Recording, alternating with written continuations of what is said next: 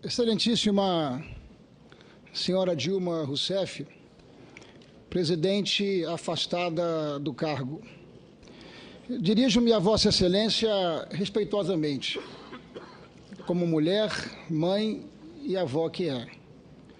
Respeito devido a todo ser humano e a sua posição de diferença em relação a todos os outros. No entanto, Vossa Excelência está aqui para responder pelos atos cometidos no exercício da função pública máxima, que é a presidência da República. Muito se tem dito a propósito de sua eleição com mais de 54 milhões de votos. Entretanto, voto não é salvo-conduto, voto não é cheque em branco, muito menos cidadela que autoriza um governante a agir para além dos limites da lei. O voto é sagrado. É a afirmação de um desejo intransferível onde todo e qualquer cidadão, munido de suas convicções, ideais e etc., delega a outro o sumo compromisso de representá-lo e zelar por suas aspirações públicas como integrante de um país sempre em construção e revisão de condutas e posições. O voto apenas nos habita, mas a legitimidade de um mandato é construção diária e podendo e devendo, em função de uma conduta desviante, ser questionado. É o caso. A lei não é uma opção, mas um marco civilizatório que nos faz iguais e que protege o mais fraco do jugo do mais forte. Na condição de presidente da República, Vossa Excelência é acusada de violar o artigo 85 da Constituição Federal, burlando as leis fiscais e orçamentárias do país. E, como consequência desses atentados, mergulhou o país numa crise econômica que gerou graves reflexos sociais, sobretudo para os mais pobres. É também acusada de atentar contra a probidade administrativa, permitindo que o patrimônio público do governo e de nossas estatais, sobretudo a Petrobras, fosse dilapidado, o que também é crime de responsabilidade passível de impeachment. Por decisão sua, Vossa Excelência publicou decretos de suplementação orçamentária sem autorização legislativa, usurpando do Congresso Nacional, que é a sua competência exclusiva. Vossa Excelência se valeu ainda de seu poder de mando para que bancos oficiais financiassem ações de responsabilidade exclusiva do Poder Executivo, o que é vedado por lei. Ao escamotear dados, números, fatos, Vossa Excelência encobriu uma realidade terrível, até o dia em que a verdade aflorou. Em meio ao caos, ficaram expostas as mentiras que prejudicaram profundamente o país. Vossa Excelência foi ainda mais impiedosa com aqueles que prometia proteger, pois uma economia conduzida de modo a servir interesses outros, que não o bem-estar do povo, vai na contramão de toda e qualquer possibilidade de progresso, já que semeia desconfiança entre os verdadeiros parceiros que são os cidadãos. Em sua obra intitulada Sobre a Mentira, Santo Agostinho sublinha que os que mentem são inimigos de si mesmos. Isso porque a mentira é algo que sempre se volta contra o próprio mentiroso. A mentira sacrifica a verdade para proteger-se da punição, para agredir o outro e vingar-se. Governar com mentiras para ganhar tempo, para sustentar incautas expectativas positivas e depois para cobrir outras mentiras é conduzir toda a nação ao solo infértil de dias de discórdia e de desesperança. A política brasileira vive tempos sombrios. Estamos discutindo e decidindo se uma presidente deve ser punida. E esse debate, por si só, traz algo extremamente positivo, assim como a punição e, eventualmente, a prisão de poderosos. Excelentíssima senhora presidente afastada, a senhora faltou com a verdade e traiu a confiança do povo brasileiro. Excelentíssima senhora presidente afastada, a senhora não goza do direito de se nomear vítima, senão dos seus próprios atos impensados e danosos à nação brasileira. Por isso mesmo, pergunto a Vossa Excelência, onde estava o seu compromisso quando praticou atos que atentaram contra a Constituição Federal, como jurou cumprir? Vossa Excelência fala em golpe. O presidente do Supremo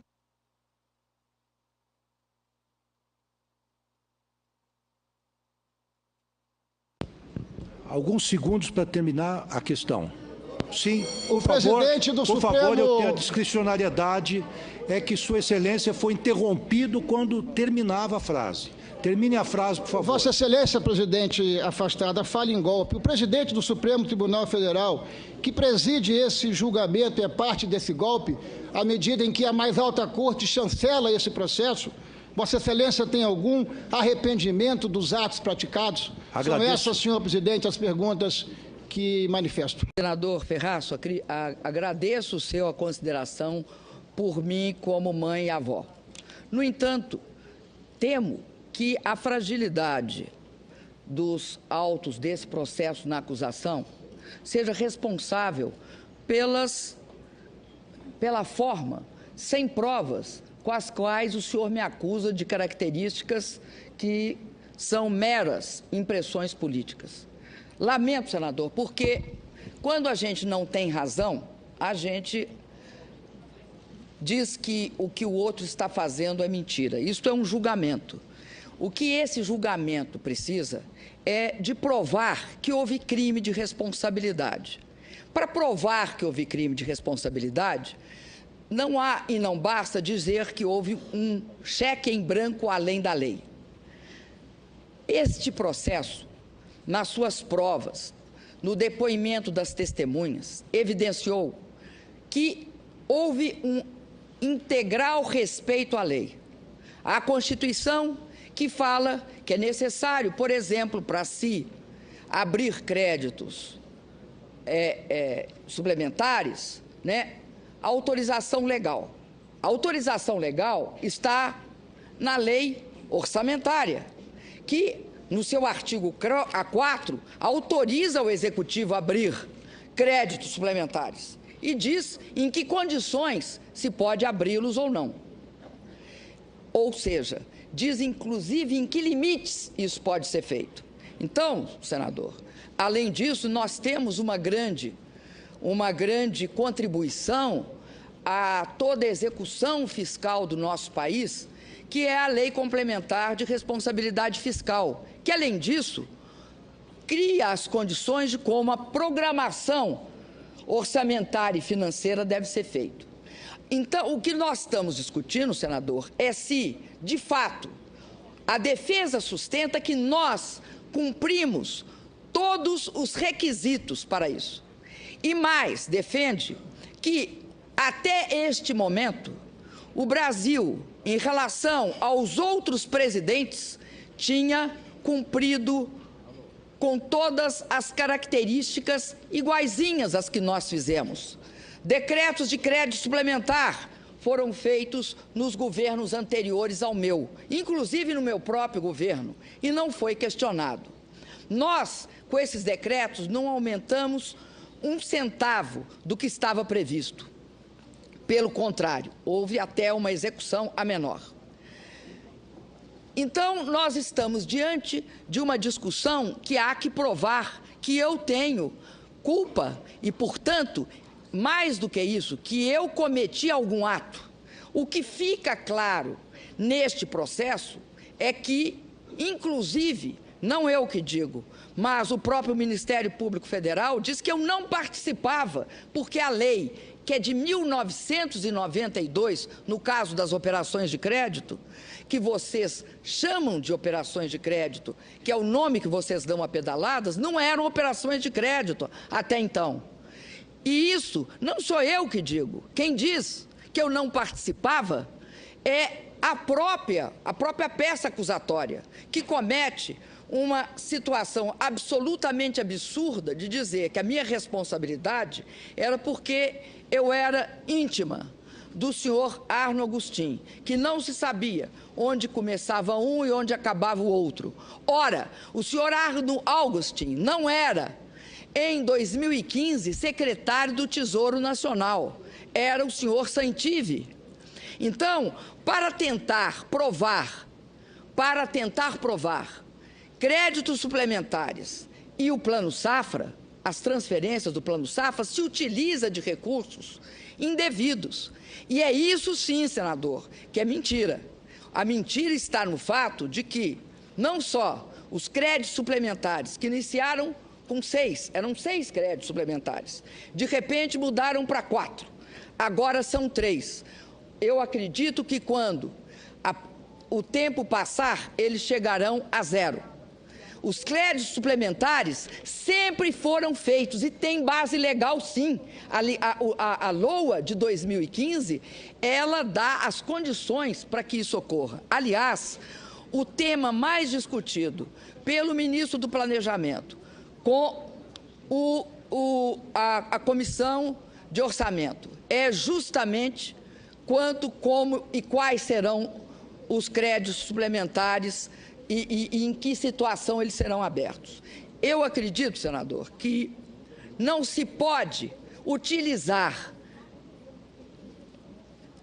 aspectos genéricos sem deixar de avaliar as características específicas desse processo. E aí eu diria ao senhor o seguinte: também a afirmação de que a crise econômica no Brasil se deve a essas questões, como 6 decretos e o plano safra da agricultura comercial e da agricultura familiar, é um pouco excessivo. Por quê, senador? Porque o mundo estava em crise. O Brasil passou por processos que levaram a uma queda brutal de receita. Um dos processos pelos quais nós passamos foi, por exemplo, internamente, a maior crise de energia dos últimos tempos, que ainda está em curso. Além disso, e uma crise que não levou ao racionamento, senador, porque nós acionamos as térmicas. E o governo teve de aumentar o preço da energia e, consequentemente, a inflação. Enfim, senador, um dos fatos principais para acentuar por demais essa crise foi aquilo que nós podemos constatar, uma ação do quanto pior melhor, que impediu sistematicamente a aprovação de projetos, de processos que levariam a maior robustez fiscal do país, porque houve uma queda de arrecadação, e a queda de arrecadação nem meu governo, nem nenhum governo controla, porque ele expressa situações macroeconômicas, expressa a queda do preço das commodities, a saída, por exemplo, dos Estados Unidos da política de expansão monetária, expressa o fato de que, no nosso caso, nós ainda tivemos, junto com uma crise econômica de grande profundidade, que poderia, no início, quando nós começamos o ano de 2014, finalizamos o ano de 2014, a projeção era de 0,8% de crescimento do PIB. E, em julho, ela chegou a menos 1,5%. Como, senador, diante desses fatos, que não podem ser atribuídos, a causalidade está errada, não é a questão fiscal que produz a crise, é a crise que produz a grande dificuldade do país de enfrentar uma queda que no ano de 2015 foi de 180 bilhões de reais. Assim sendo, eu quero dizer que também não aceito esta questão em relação aos bancos oficiais. A minha presença não existe neste processo, não porque eu não queira, mas porque, senador, eu obedeço à lei. E a lei de 1992 é clara. Não sou eu, é o Ministério da Fazenda, junto com o Conselho Monetário Nacional. E é o fato de eu não estar presente, não ter um ato que levou a acusação a utilizar do esquema de que era a minha relação umbilical com o secretário do Tesouro, Arno Agostinho, esquecendo que ele não era mais secretário do Tesouro quando essa crise ocorreu, que era o senhor Santive. Então, senador, lamento, mas eu não considero que essa sua acusação sobre mentira é procedente. Acho que ela é aquela mentira que não tem base na realidade, ou seja, ela não expressa a verdade dos fatos.